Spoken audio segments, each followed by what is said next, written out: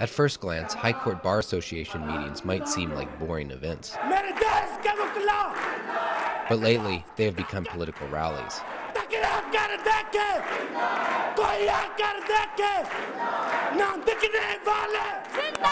These advocates have been protesting for months after President Pervez Musharraf sacked and arrested this man, the Chief Justice of the Supreme Court.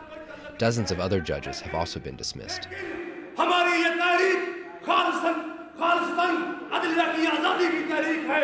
The leaders of the lawyers' movement, as it's come to be known, are under house arrest, but their supporters carry on, demanding judges be reinstated. They also want to overthrow Musharraf's government.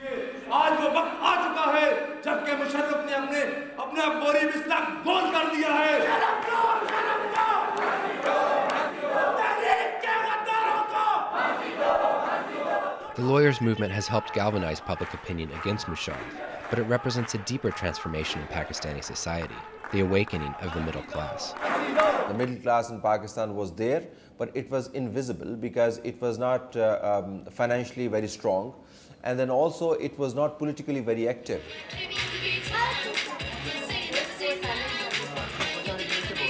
During Musharraf's 8 years in office, the economy boomed and the middle class got rich. New restaurants and coffee shops opened up.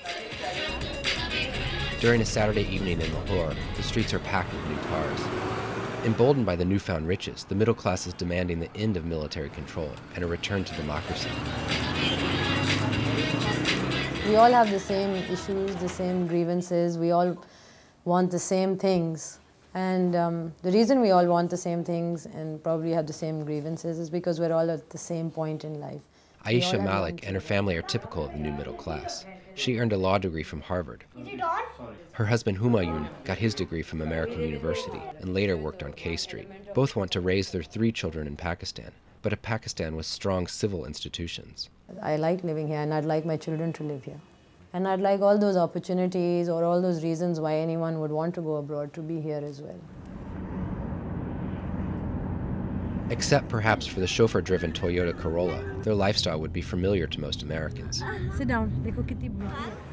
Saturday afternoon means a trip to one of the kids' favorite restaurants. My favorite restaurant is pizza and hot donuts because I like eating pizzas a lot. Their children attend English language schools, and a mix of English and Urdu is spoken at home. After lunch, it's off to see how construction is going on their new house. This one? Yes. This is the basement that they're digging. The basement is where our library and the study is. Financially, they're better off now than when Musharraf took over. But for this family, and others like them, getting rich is not good enough. This financially assertive middle class did not find enough political avenues to articulate its demands and to be heard in the echelons of power. And therefore, middle classes were forced to come out on the streets. They also came out on the airwaves. Hello and welcome to Principal Talk. The economic boom here facilitated the launch of several news channels, including the English language Dawn News, aimed at people like Aisha and Humayun. As uncertainty prevails in the country, this is obviously a huge platform for these, elite class, this civil society. Joining me in the studios to discuss this very like the lawyers' movement, journalists here see their role as promoters of democracy. This is our mission right now, to project the right image of Pakistan, to project the true values, to work for human rights, to work for democracy, civil liberties. And just like the lawyers, the new television channels have run afoul of Musharraf, who shut them down last fall. We are discussing this issue of national unity government. They have all returned to the air, but not without signing a code of conduct that limits what they can broadcast. Right after this short break. Without freedom of thought, there can be no such thing as wisdom. And no such thing as public liberty without freedom of speech.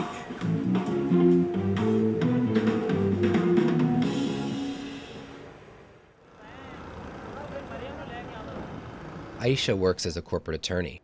In the last year, it has become more difficult. Frequent rolling blackouts mean faxes and emails have to be rushed out before the lights go out. I think we get electricity for less than 6 hours. In court, she has to contend with increasing corruption and judges put in place by Musharraf whose allegiances might not be to justice. People have no faith in judges, and no faith in the court. They don't believe that you'll get any justice from the system. And I think that's the biggest disservice that he's done to the country.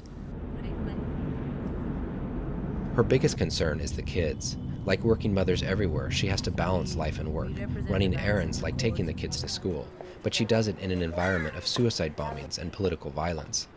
This last bomb blast took place on the Mall Road. That's where my son's school is. He's only 6 years old, but for him to come home and say, you know, there was a bomb blast near my school, that's scary.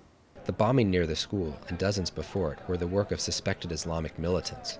Musharraf has been aggressively targeting extremists, but even as the number of suicide bombings here increase, Aisha blames Musharraf, not the Islamic militants. I don't blame the Islamic militants at all.